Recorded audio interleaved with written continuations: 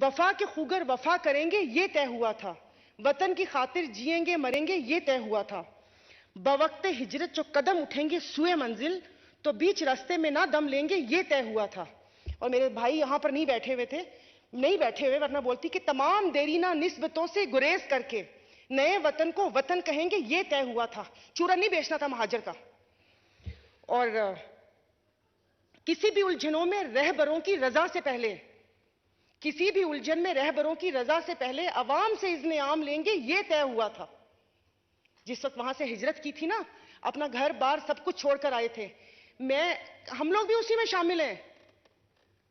आपको, मुझे नहीं पता कि यहां पर कितने लोगों को उस दुख का एहसास है या नहीं है। जाहिर है जो है उनको वह एहसास होगा कि नानाबू ने दाल नहीं खाई थी, क्योंकि उस घर में, उस आंगन में सौंधी सी दाल पक रही थी। और जिस वक्त वो अपना घर बार छोड़कर वहां से निकले थे कि चलो इस नए मुल्क में जाएंगे जहां पर हमें सब कुछ मिलेगा, लेकिन यहां आके पता चला कि ये तो मुल्क स्टार्ट ही नकली क्लेम और नकली जातों से शुरू हुआ था।